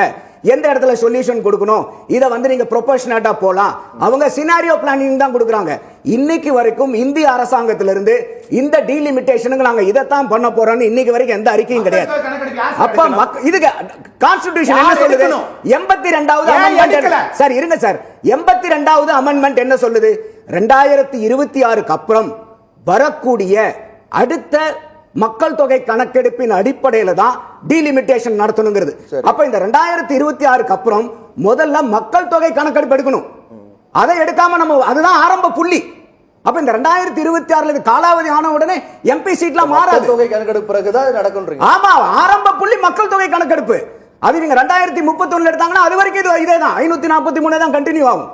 அப்போ இது நம்ம அடிப்படையா மக்கள் தெளிவா புரிஞ்சுக்கணும். நம்ம அப்ப இந்த 2026 முடிச்ச உடனே 2021 ஜனவரி மாசமே எல்லாம் டீலிமிட்டேஷன் ஆயிடாது. 2026க்கு அப்புறம் அவங்க பாப்புலேஷன் எடுப்பாங்க. பாப்புலேஷன் எடுத்ததுக்கு அப்புறம் அவங்க வந்து டீலிமிட்டேஷன் கமிஷன் அனுப்பிப்பாங்க. அந்த டீலிமிட்டேஷன் கமிஷன்ல வந்து ஒரு சுப்ரீம் கோர்ட் ரிட்டையர்ட் ஜட்ஜ் இருப்பாங்க. தேர்தல் கமிஷனர் இந்தியாவில் இருப்பாரு. ஸ்டேட் கமிஷனர் இருப்பாரு. அது இல்லாம 3 எம்பி, ஒவ்வொரு மாநிலத்திலையும் 5 எம்பி இருப்பாங்க, 5 எம்எல்ஏக்கள் இருப்பாங்க. இவங்க எல்லாம் சேர்ந்து தான் அந்த டீலிமிட்டேஷன்ல பண்றது. அப்போ முதல்ல பாப்புலேஷன் எடுத்ததுக்கு அப்புறம் தான் இந்த டீலிமிட்டேஷன் கமிஷன்ங்கிறதே உங்களுக்கு வந்து வரும். அப்போ இன்னைக்கு அவங்க வந்து சொல்றது என்னன்னா அவங்க ஒரு 2 சினாரியோ கொடுக்குறாங்க. இருக்கக்கூடிய மக்கள் தொகையை வச்சுட்டு, அதாவது சீட்டை அப்படியே வச்சுக்கிட்டு 543 வச்சுக்கிட்டு மக்கள் தொகை அடிப்படையில் பிரிச்சா என்ன கணக்கு, இல்ல 848 சீட்டு, அப்ப அந்த 848 சீட்டுல கணக்கு பிரிச்சா என்ன கணக்கு, அதுதான் முதல்வர் அவர்களும் சொல்றாங்க. 848 அடிப்படையில போடும்போது இவங்க அந்த கார்னேகி ரிப்போர்ட்ல சொல்றது 49 சீட்டு கிடைக்கும். அப்ப நமக்கு 12 சீட்டு குறையுங்கிறது தான் முதல்வருடைய குற்றச்சாட்டு. அப்போ இது வந்து ஒரு கார்னேகி ரிப்போர்ட்டினுடைய ஒரு டாக்குமெண்ட். இது வந்து இந்தியன் கவர்மெண்ட் டாக்குமெண்ட் இல்ல. இருந்தாலும் நமக்கு எங்கேயோ ஒரு ரிப்போர்ட் வரும்போது நம்மளுடைய அச்சத்தையும் பயத்தையும் கேள்வி கேட்கறதுல தப்பு இல்லை. நான் திருப்பி அதை தான் சொல்றேன். ஆனா இந்த ரிப்போர்ட் வந்தது 2019 மார்ச் மாசம் 14ஆம் தேதி. இன்னைக்கு நம்ம உட்கார்ந்து இருக்கிறது 22ஆம் தேதி மார்ச் மாசம் 2025. அப்ப 6 வருஷம் கழிச்சு இந்த ரிப்போர்ட்டை எடுத்து நம்ம இந்த அளவுக்கு வந்து இதுல அரசியலும் இருக்குதுங்கிறது என்னுடைய பார்வை. அடுத்தது இன்னைக்கு ஒரு நிமிஷம், இன்னைக்கு ஆர்டிகல் பிரகாரம் நீங்க எடுத்தீங்கன்னா 170 பிரகாரம் எடுத்தீங்கன்னா எந்த ஒரு மாநிலத்துக்கும் 500 எம்எல்ஏக்கு மேல இருக்க முடியாது. அப்ப இன்னைக்கு வந்து இந்த டீலிமிட்டேஷன் பண்ணும்போது உத்தரப்பிரதேசல ஏற்கனவே 403 எம்எல்ஏக்கள். இப்ப இவங்க கொண்டு வர கணக்கு பார்த்தோம்னாக்கா எந்த அடிப்படையில் கொண்டு வந்தாங்களோ அது 500 தாண்டும். அப்போ உத்தரப்பிரதேச ரெண்டா உடைக்க வேண்டிய சூழ்நிலை வரும். அப்போ இன்னும் யதார்த்தமா பார்க்கும்போது இந்த டீலிமிட்டேஷன் நம்ம தென் மாநிலங்களை விட வட மாநிலங்களுக்கு பாரதிய ஜனதாவை பொறுத்த வரைக்கும் ஏகப்பட்ட தலைவலி. சாதாரண விஷயம் இல்லை இது. அவங்களுக்கு ஏகப்பட்ட ப்ராப்ளம் வரும். அதனாலதான் இன்னைக்கு முதல்வர் வந்து சரியான வார்த்தையை பயன்படுத்தி இருக்காரு. ஃபேர் டீலிமிட்டேஷன், நியாயமான டீலிமிட்டேஷன். யாருக்கும் குறையவும் கூடாது, யாருக்கும் தேவையில்லாம ஏறவும் கூடாது. அப்ப அந்த நியாயம்ங்கிற அந்த முதல்வர் சொன்ன வார்த்தை அருமையான வார்த்தை இன்னைக்கு அவர் கொண்டு வந்திருக்காரு. அப்ப இதை நம்ம தெளிவா புரிஞ்சுக்கிட்டு இந்த புரிதல் மேல விவாதம் பண்ணோம்னா மக்களுக்கு வந்து தெளிவான கருத்து பேசுவோம். பிரேக் போயிட்டு ஒரு சிறிய விளம்பர இடைவெளிக்கு பிறகு சத்தியம் சாத்தியமே தொடரும்.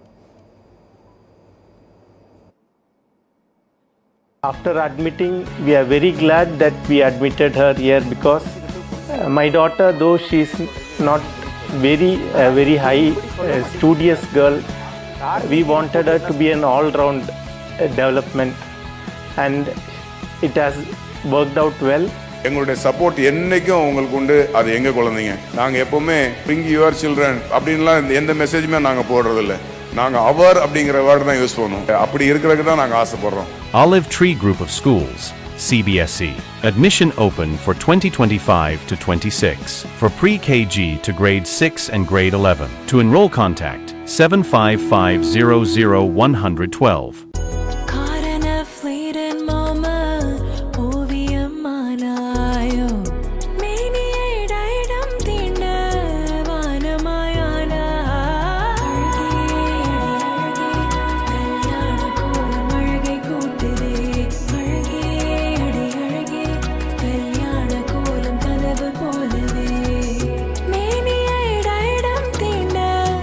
Diadem, G.N. Chetty Road, T Nagar and Nongambakam. After admitting, we are very glad that we admitted her here because my daughter, though she is not very high studious girl, we wanted her to be an all-round development, and it has worked out well.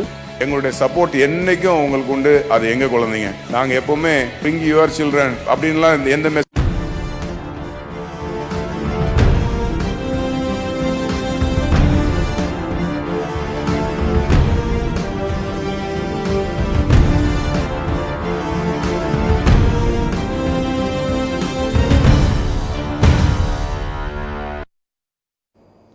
சத்தியம் சாத்தியமே தொடர்கிறது. மத்திய அரசுக்கு அழுத்தம் கொடுக்குமா கூட்டு நடவடிக்கை குழு கூட்டம் என்ற தலைப்பின் கீழ் விவாதித்திருக்கிறோம். தொடர்ந்து நம்ம நிகழ்ச்சிக்குள்ள போகலாம். மதிவானந்த் சார், இப்போ தமிழ்நாடு முன்னெடுத்தக்கூடிய ஒரு முயற்சி இது.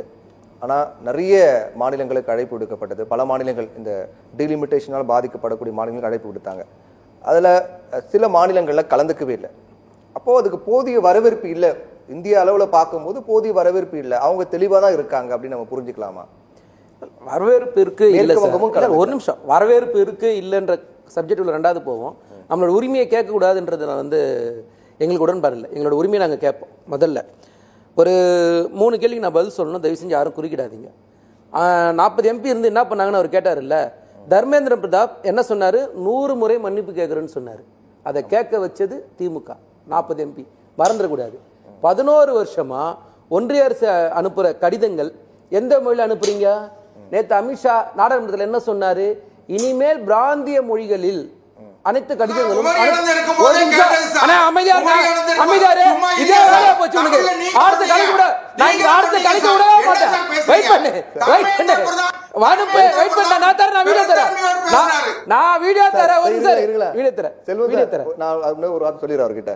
செல்வம் சார், அவர் பேச்சு முடிச்சதுக்கு நீங்க தான் பேச போறீங்க. ஏதாவது குறிச்சு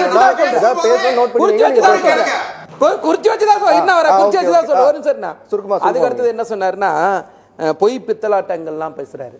20,000 புக்கு பச்சைன்னு சொல்லி நாங்களா போய் சொன்னோம்? அது யாருன்றது அவர் டேன் வரும்போது அவர் சொன்னால் நல்லா இருக்கும். அந்த 20,000 புக்கு படித்த உலக அறிவி ஜீவி யாருன்றது அவர் ஒன்று சொல்லணும். அதே மாதிரி வந்து அக்னிக்கு ஒரு பதில் சொல்லணும். அக்னி என்ன சொன்னார்னா வந்து சாதிவாரி கணக்கெடுப்பு எடுக்கணும் அப்படின்னு ஒரு விஷயத்தை பேசினார். சாதிவாரி கணக்கெடுப்பு எடுக்கிறது வந்து மத்திய அரசு சம்பந்தப்பட்டது, அதனால அது சம்பந்தப்பட்ட பெட்டிஷனை நாங்கள் தள்ளுபடி செய்கிறோன்னு சொல்லிட்டு நேற்று மதுரை உயர்நீதிமன்ற கிளை கொடுத்துருக்கு. அதனால தயவு செஞ்சு தரவுகள் பார்த்து ஒரு நிமிஷம் வரங்க. நீதிமன்றங்கள் சொல்லல, இருங்க வர இங்க மட்டும் தான் சொல்லுவாங்க. அக்னி ஒரு நிமிஷம், அக்னி ஒரு நிமிஷம், பிரவீன் ஒரு நிமிஷம் பதில் சொல்லணும். அதே மாதிரி நம்ம நந்தகுமார் சார் பேசும்போது என்ன சொன்னாரு, இது வந்து 6 வருஷத்துக்கு முன்னாடி வந்தது, என்ன பண்ணியிருந்தீங்க? 6 வருஷம் முன்னாடி கொரோனா காரணம் காட்டி நீங்க தானே இப்போ மக்கள் தொகை கணக்கெடுப்பு எடுக்கல. யாரை பார்த்து கேட்க வேண்டிய கேள்வி எங்களை பார்த்து கேட்குறீங்க. ஏன் நீங்க எடுக்கலன்னு போய் அங்க கேளுங்க. அங்க கேட்காம எங்களை வந்து கேட்டா நாங்க நம்புறோம். அது அதிகாரம் எங்க கிட்ட இல்ல. ஒரு நிமிஷம் சப்ஜெக்ட் திசை திரும்ப கூடாது. அதனால எங்க யாருக்கிட்ட அதிகாரம் இருக்கோ அவங்க அதை பத்தி பேசணுன்றது தான் நாங்க சொல்ல வந்த கருத்து முதல்ல. ரெண்டாவது வந்து சகோதரர் என்ன சொன்னாரு, 843 ஆயிட்டா என்ன பண்றது, 848 இல்ல 543 ஆயிட்டா என்ன பண்றது? எப்படி பார்த்தாலும் மைனஸ் தான்.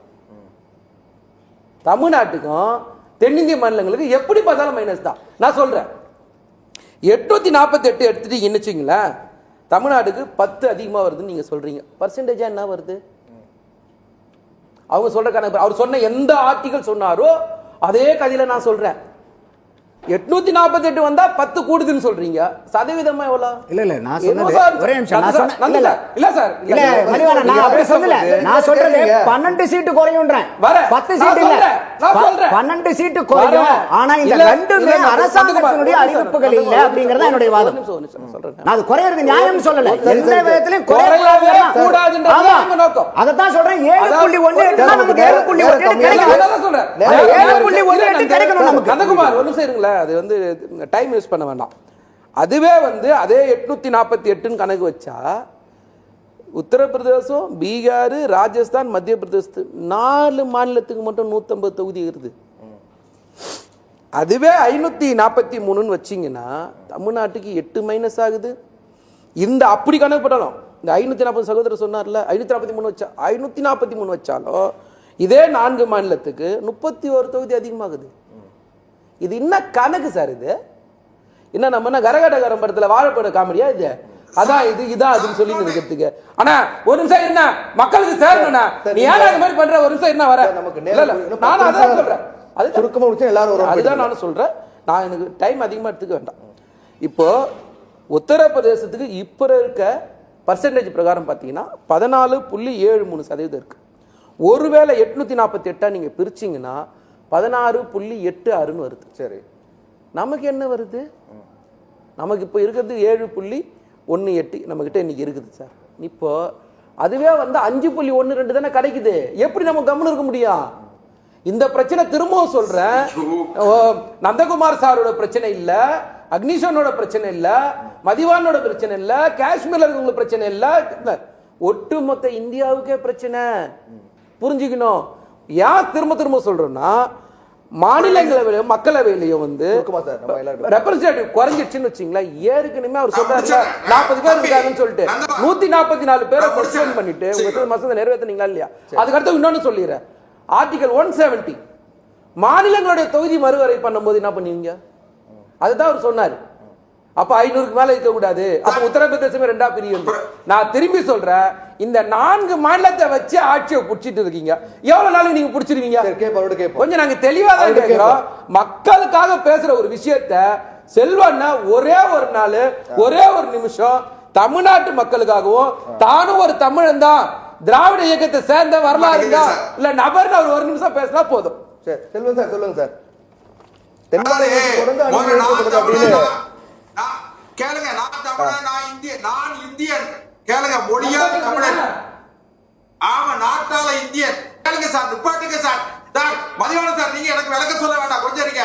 முதல்ல புரோரேட்டான்னு சொல்லி உள்ளது, புரோரேட்டா அடிப்படையில் தான் தொகுதி மிக மறுசீராய்வு செய்யப்படும் என்று மாண்புமிகு உள்துறை அமைச்சர் சொன்ன பிறகு இத மறுபடியும் இல்லாத ஒன்றை புதாகரம் ஆகிறார் என்று சொன்னா இவர்களிடத்துல மறைந்திருக்கிற ஒரு தவறு வெளியே வந்து விடக்கூடாது என்பதற்காக செல்வண்ணா, நடத்தப்படுகிற நாடகம். செல்வண்ணா, ஒரு நிமிஷம் அண்ணா, சேர்த்து பதில் சொல்லுண்ணா. அண்ணா, சேர்த்து பதில் சொல்லுண்ணா. அண்ணா, சேர்த்து பதில் சொல்லு. சேர்த்து பதில் சொல்லுண்ணா. அண்ணா, 10 வினாடி.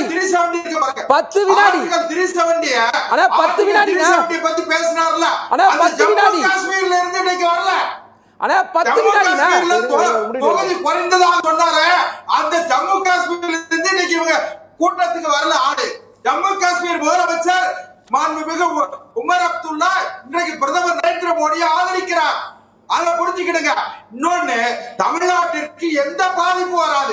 நீங்க இல்லாத ஒண்ணே இவங்க கட்டமைச்சு தம்பி நந்தகுமார் அவர்கள் சொன்னாங்க 543 ஒருவேளை 848 ஆனா தமிழ்நாட்டுக்கு 60 MP கிடைப்பாங்க. ஒருவேளை 888 ஆனா 63 கிடைக்கும். ஏன்னு கேட்டீங்கன்னா 888 இன்டு 7.18 இத பாத்துக்கிடுங்க. 7.18 பிரகாரம் போட்டா 848 எத்தனை சீட்னா வருது? அமித்ஷா அப்படியே சொன்னாரு. அப்படியே சொன்னாரு அவரு. பர்சன்டேஜ்னா ப்ரோடேட்டா அப்படிதான் சொன்னாரு அவரு. அந்த வார்த்தையோட அர்த்தத்தை சொன்னா நீங்க இப்போ எந்த அந்த வார்த்தைனா இப்போ எந்த தரவுகள் அடிப்படையில் பிரிக்கப்பட்டதோ அதே தரவுகள் அடிப்படையில் பிரிக்கப்படும். அப்படின்னா என்ன? இப்போ எப்படி பிரிச்சிருக்கீங்க? மக்கள் தொகை அடிப்படையில் பிரிச்சிருக்கீங்க. மக்கள் தொகை அடிப்படையில் பிரிச்சிட்டு இப்போ நீங்க என்ன பர்சன்டேஜ் புரிஞ்சுக்கணும். நான் சொல்லி எடுக்க வேண்டிய அவசியம் இல்ல சார். ஒரு நாகரிகமே இல்லாம பேசக்கூடிய நாகரிகத்தை பத்தி பேச பதில் சொன்னேன். ஆரட்டி மிரட்டாதீங்க. இந்த உருட்டல் மிரட்டல் எங்கிட்ட ஒப்பேராது. 2026ல எங்களுக்கு கடந்த நாடாளுமன்ற தேர்தலில் 82 லட்சம் வாக்குகளை அளித்த வாக்காளர் மக்கள் எங்கள் மீது நம்பிக்கை வைத்தார்கள். அவர்கள் இன்னும் 1 கோடி வாக்காளர்கள் வாக்களித்து நாங்கள் ஆட்சி அதிகாரத்தை தீர்மானிக்க போகிறோம். அந்த பயம் இருக்கிற காரணத்தால் தான் மதிவாணனை போன்ற திமுக நண்பர்கள் கொதித்து போய் எதிர்கருத்து யாரையும் சொல்வதில்லை. திமுக முதலமைச்சர் ஒரு திட்டமிட்ட நாடகம் நடத்துகிறார். சரி, ஓகே. அக்னீஸ்வரன் சார், இப்போ நந்தகுமார் சார் சொல்றாரு 2026 அது மக்கள் தொகை கணக்கெடுப்புக்கு பிறகுதான் இந்த தொகுதி மறுவரை அப்படிங்கிறது செய்ய முடியும் அப்படின் போதும், அதே போல் உத்தரப்பிரதேச 500க்கு மேல தாண்டக்கூடிய விஷயமும் இருக்கு. அப்போ 2ஆ பிரிப்பாங்களா அப்படிங்கிற மாதிரியும் கணக்கெல்லாம் சொல்லிட்டு இருக்காங்க. அப்போ 26 மக்கள் தொகை கணக்கெடுப்பு நடத்தப்பட்ட பிறகுதான் அது தொகுதி மறுவரை செய்ய முடியும் அப்படின்னா அதுக்கு காலம் அது அதிக நாட்கள் ஆகும் இல்லையா? இப்போ 2026 இது முடியுது இல்லையா சார்? நீங்க சொல்லக்கூடிய இந்த எந்த தகவல்களுமே மத்திய அரசாங்கம் ஏத்துக்கிட்டா தான் சார். இதை ஏத்துக்கிருச்சா? இதை ஏத்துக்கிட்டு மத்திய அரசாங்கம் அரசாணை வெளியிட்டிருக்கா? மாநிலங்களுக்கு நாங்கள் இந்த தொகுதி மறுவரை இந்த ஆணையத்தின் அடிப்படையில் நாங்கள் இதை செய்கிறோம். பிரச்சனையா இருக்கு. இப்ப ஒரே நாடு ஒரே தேர்தல், ராம்நாத் கோவிந்த் முன்னாள் ஜனாதிபதி அவரை வச்சு ஒரே அறிக்கை கொடுத்தீங்க. அதே மாதிரி நீங்க நீட்டு ரஞ்சித் ராய் சௌத்ரி கமிட்டி கொடுத்தீங்க. அதுல செக்ஷன் 10D மாத்துனீங்க. இதே அன்னைக்கு குலாம் நபி ஆசாத் இருந்தாரு, அவர் கொண்டு வந்தாங்க. அதுல 10D மாற்றப்படல. அப்போ இவர்களுக்கு தேவையான அளவுக்கு ஒருவேளை இவர்கள் மாற்றம் செய்தால் நீங்க இன்னைக்கு கொடுத்திருக்கக்கூடிய தொகுதி மறுவரை அந்த கமிட்டி அரசாங்கம் ஏத்துக்கிறலையா? அப்படி அரசாங்கம் ஏத்துக்கிட்டா மக்கள் தொகை கணக்கெடுப்பு எடுப்பீங்களா மாட்டீங்களா? ஒருவேளை வடநாட்டுக்காரங்க எல்லாத்தையும் தமிழ்நாட்டிலையும் தென்னிந்தியாவிலையும் ஃபுல்லா நிரப்பி விட்டுட்டு அதுக்கப்புறம் நாங்க தொகுதி அடிப்படையில் இது பண்ணா நாங்க பாஜக தென்னகத்தில் ஆட்சி அமைப்போம் அப்படிங்கிற உங்களுடைய ஒரு குறுக்கு சிந்தனையா? உங்க நோக்கம் என்ன? ஆகவே நீங்கள் இந்த நாட்டுக்கு அறிவாளிகள் மேல் தேவையில்லை சார், செயல்பாட்டாளர்கள், உண்மையான உணர்வாளர்கள். அது திமுக நாடகம் போடுதா பாஜக நாடகம் போடுதா எங்களுக்கு அது தேவையில்லை. ஆனா 1000 கமிட்டியை போடுங்க, எங்களுக்கு அதுவும் தேவையில்லை. மாநில உரிமைகள் பறிக்கப்படுதா இல்லையா? ஆக இந்த அமித்ஷா சொல்லிட்டு போறாரு, அதெல்லாம் நடக்கவே அதெல்லாம் பண்ணவே மாட்டாங்க. எதன் அடிப்படையில்? நீங்க நாடாளுமன்றத்தில் சொல்லிருக்கீங்களா? அப்படியே இருந்தாலும் மக்கள் தொகை கணக்கெடுப்பு நீங்க சொன்னீங்கல்ல 2026 கணக்கெடுப்பு எடுப்போம், அப்படி பாஜக அரசாங்கத்தை எடுக்க முடியுமா சார்? 10 ஆண்டுகளுக்கு ஒரு முறை தான் சார் மக்கள் தொகை கணக்கெடுப்பு எடுக்க முடியும், எந்த அரசாங்கமா இருந்தாலும். ஆனா இப்ப திடீர்னு 2021 எடுக்கலையே, அப்ப அதுக்கு நாடாளுமன்றத்தில் பெரும்பான்மை வேணுமே. அப்படி பெரும்பான்மை பாஜக இருக்கா இல்லையா? இல்ல. அப்ப இல்லாத போது எப்படி 2026 மக்கள் தொகை கணக்கெடுப்பு எடுப்பீங்க? அப்ப நீங்க 2031 தானே எடுக்கணும். ஒரு புது முடியுது இல்லையா சார்? முடியுது என்பதற்காக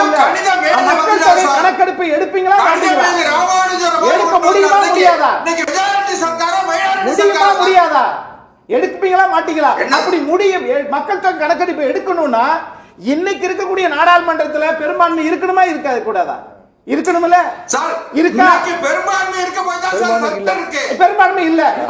அப்போ சார் எது தேவையோ அதை செய்யாதது நோக்கமா? பெரும்பான்மை இல்லை, அதனால நீங்க எத்தனை கமிட்டி போட்டாலும் மக்கள் தொகை கணக்கெடுப்ப 2026 மத்திய அரசை எடுக்க முடியாது. அப்படி எடுக்க முடியாதுன்னா இப்ப டீலிமிட்டேஷன் எப்படி கொண்டு வர போறாங்க? இது சாத்தியம் இல்ல. 2026 வரக்கூடிய பிரச்சனை அந்தந்த மாநிலங்கள் முழிச்சுக்கிருச்சு. இதனால இது பாஜகவுக்கு பின்னடைவா அல்லது முன்னடைவா என்று நான் சொல்ல விரும்பல. ஆனா மாநில உரிமைகளை எல்லாவற்றையும் பறிச்சுக்கிட்டு இருக்கக்கூடிய இந்த பாஜகவினால் ஒருவேளை நம்முடைய பிரதிநிதிகளும் பாதிப்படைஞ்சா மத்திய அரசு இருந்தால் என்ன, இல்லாவிட்டால் என்ன? நந்தகுமார் சார், இப்போ என்னதான் இது, எப்படிதான் அதை நம்ம எதிர்பார்க்க முடியும்? மத்திய அரசும் தெளிவா சொல்லல, மாநில அரசும் எங்களுக்கான பிரதிநிதி குறையக்கூடாதுங்கிற கோரிக்கை வச்சுட்டு இருக்காங்க. எப்படி எதிர்பார்க்கலாம் இது? இல்லை, இப்போ அக்னி சொன்ன மாதிரி அதாவது இந்த அதாவது 82nd அமெண்ட் வந்து 26 வரைக்கும் இதை வந்து தள்ளி போடுறாங்க. அப்ப 26ஓட இது காலாவதி ஆகுங்கிற அவசியம் இல்லை. அவங்க என்ன சொல்றாங்கன்னா 2026க்கு அப்புறம் என்னைக்கு பாப்புலேஷன் எடுக்கிறோமோ அந்த அடிப்படையில தான் அமையணும். இப்ப அக்னி என்ன சொல்றாரு, 2026க்கு அப்புறம் 21 அடுத்தது 31 தானே எடுக்க போறாங்கன்னா அப்ப 31 வரைக்கும் சென்சஸே எடுக்கலன்னா டீலிமிட்டேஷன் பிரச்சனை எங்க இருந்து வரப்போகுது? அதுதான் என்னுடைய கேள்வியை நான் கேட்டேன். அப்ப சென்சஸே 2031னா ஏன் இப்பயே நீங்க அந்த இல்லாத ஊருக்கு நம்ம வழி தேடணும்? அடுத்தது இல்ல, அதத்தான் சொல்ல வரேன். இன்னைக்கு நடக்குது இல்ல, ஒரு நிமிஷம் சொல்றேன் ஒரு நிமிஷம். இப்போ என்ன ஒரு பிரச்சனைனா, நம்ம வந்து ஒரு ரிப்போர்ட்டை எடுத்து வச்சுக்கிட்டு இந்த ரிப்போர்ட்டுக்கு ஏன் வந்து அவங்க பதில் சொல்லலன்னு கேட்கறது நியாயமற்றது. இப்ப இன்னைக்கு வந்து ஒரு மத்திய அரசாங்கம்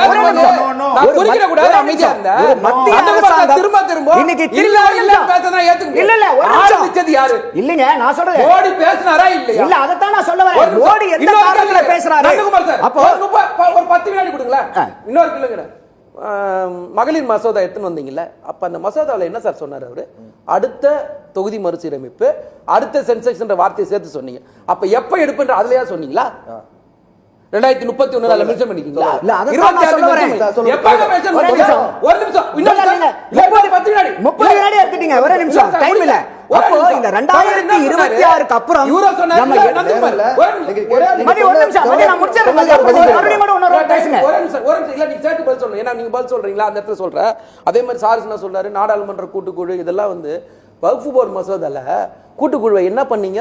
எதிர்கட்சியெல்லாம் வெளியே நடத்திட்டு என்ன செஞ்சீங்க? காப்பாத்துறீங்களா? சரி, பண்ண எதையாவது ஒரு இடத்துல காப்பாத்துறாங்க. இன்னைக்கு இந்த பிரச்சனைக்கு ஆரம்ப புள்ளி எங்க வரும் அப்படின்னாக்கா நம்ம மக்கள் தொகை கணக்கெடுப்பு எதுவும். அதனால தான் நான் தெளிவா ஒரு வார்த்தையை சொன்னேன்.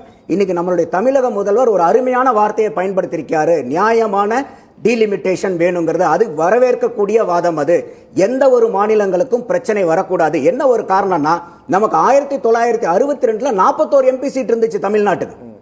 ஏன்னா நம்ம வந்து அந்த டைம்ல தான் நம்ம பாப்புலேஷன் கண்ட்ரோல் நல்லா பண்ணிட்டு இருந்தனால நமக்கு 67ல 39 குறைஞ்சு போச்சு. அந்த பயம் நமக்கு இன்னைக்கு இருக்கு. அப்ப இது கூட வந்து மெட்ராஸ் ஹைகோர்ட்ல வந்து 2 நபர் இருக்கக்கூடிய பெஞ்ச் விசாரிச்சு என்ன பண்றாங்க, 2 MP குறையுதுங்கிறது வந்து அந்த மாநிலத்துக்கு பெரிய சேதாரம் வரும்.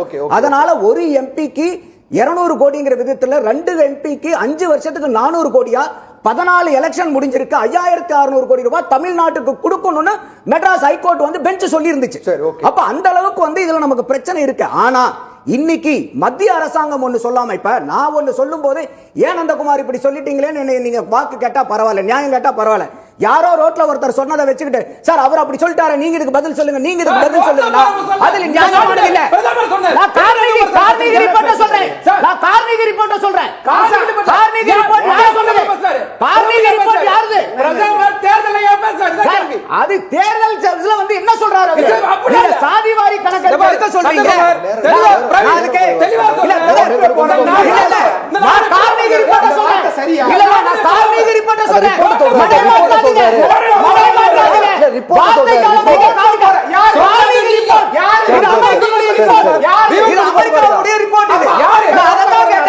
அப்ப அதுல 2019 வந்த ரிப்போர்ட்டுக்கு நம்ம இப்ப எடுக்கிறது அரசியல் இல்லைன்னு நம்ம எப்படி புரிஞ்சுக்கிறது? நமக்கு இன்னைக்கு நம்மளுடைய தார்மீக உரிமையை கேட்க வேண்டிய அத்தனை கடமைகளும் நமக்கு இருக்கு. அதனால தமிழக முதல்வருக்கு எனது பாராட்டுக்கள். ஆனா இன்னைக்கு வரைக்கும் மத்திய அரசாங்கம் எதுவும் ஒரு திட்டத்தை சொல்லி இருந்து ஒரு வரைவை கொடுத்திருந்தாங்கன்னா அதை தாராளமா நம்ம வரிஞ்சு கட்டிட்டு சண்டை போடலாம். இன்னைக்கு கார்னிகி ரிப்போர்ட் கொடுத்த ரிப்போர்ட்டுக்கு பிரதமர் எப்படி வந்து கேட்க முடியும்? இல்ல அது கார்னிகி ரிப்போர்ட்டுங்க.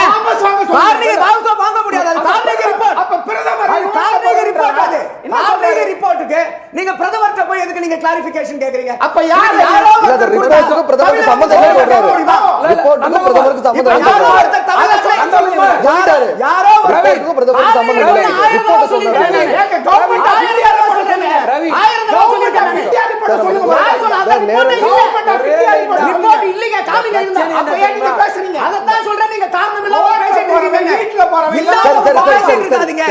அப்பா இது மடைமாற்ற கூடாது. மக்களை திசை திருப்ப கூடாது. நியாயமான வாதங்களை, நியாயமான உண்மைகளை, நியாயமான தரவுகளை மக்கள் கிட்ட வைக்கணும்.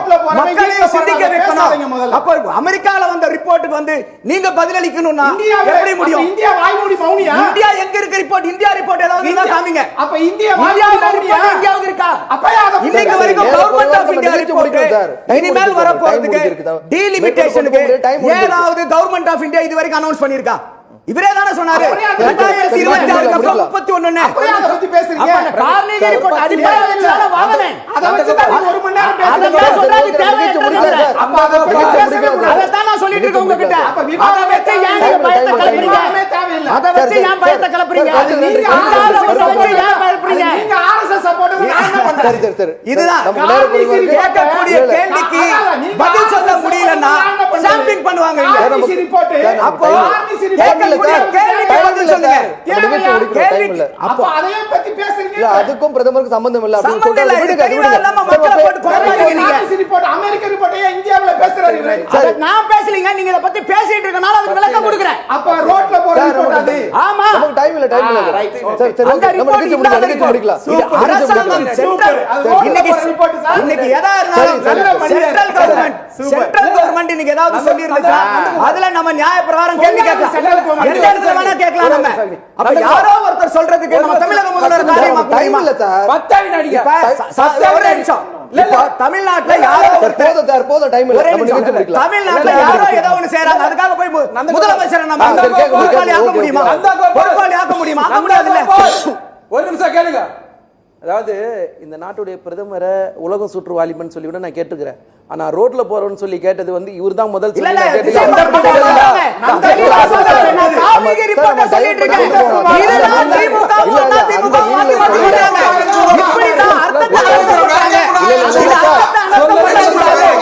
இததான் சொல்றேன். மக்களை திசை திருப்பாதீங்க.